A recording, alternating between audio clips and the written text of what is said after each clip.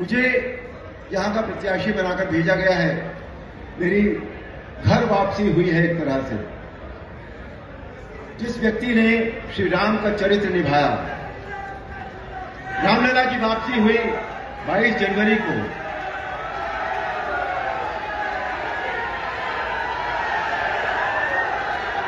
मोदी योगी, मोदी योगी,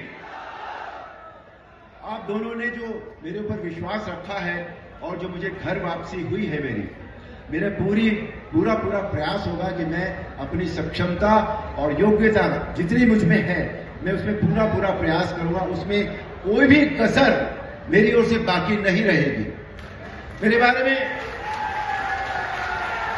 मेरे विषय में दो तीन बातें विरोधी पक्ष द्वारा कही जा रही है बहुत ज्यादा।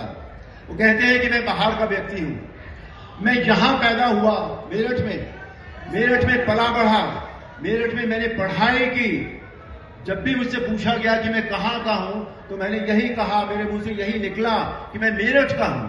तो मैं बाहर का व्यक्ति कैसे हो गया? दूसरी बात, मेरे बारे में यह कहा जाता है कि मैं प्रचार के वक्त गाड़ी से नहीं उतरता। मैं ये कहता हूं कि कीप डिस्टेंस, थोड़ी दूरी बनाकर रखें मेरे से। मैं गाड़ी में चलने पर मजबूर इसलिए हो गया हूं कि मेरे उतरते ही जो भाई बहनों की और जो कार्यकर्ताओं की भी जो भीड़ उमड़ती है फोटो खिंचाने के लिए, अगर मैं वो करूंगा तो मेरा एक दिन के काम को मुझे 10 दिन देने पड़ेंगे, जो संभव नहीं है। व्यस्तता बहुत है, मुझे काम बहुत करना है, मैं सिर्फ जनसंपर्क कर रहा हूं। इसके लिए मैं आपसे क्षमा भी मांगता हूं, और जब मैं यहां वापस आ जाऊंगा उस वक्त आप जितने फोटो चाहेंगे उतने मैं आपके साथ खिंचाऊंगा।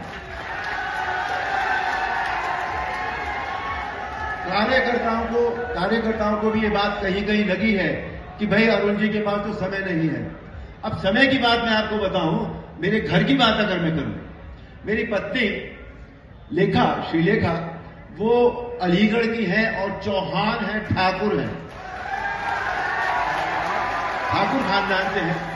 अब जब मैं घर में कई दिन हो जाते हैं, मैं व्यस्तता के बाद जब उनको समय नहीं देता हूं, तो फिर मुझे ठकुराइन का रूप देखना पड़ता है। तो उनको मैं मना लेता हूं किसी तरह, और इसीलिए आपको भी मना रहा हूं कि इस बात को अन्यथा न ले आप बिल्कुल भी।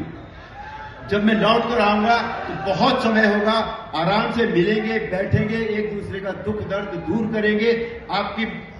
मैं आपकी सुनूंगा, आप मेरी सुनिएगा। तीसरी बात, एक और बात जो मीडिया मुझसे बहुत पूछता है कि आप क्या मुद्दे लेकर जा रहे हैं अपने वोटर्स के पास। तो मैं उनसे ये कहता हूं कि न तो मैं मुंह खोलता हूं, न मेरे जो वोटर्स है वो मुंह खोलते हैं। कोई बात ही नहीं होती।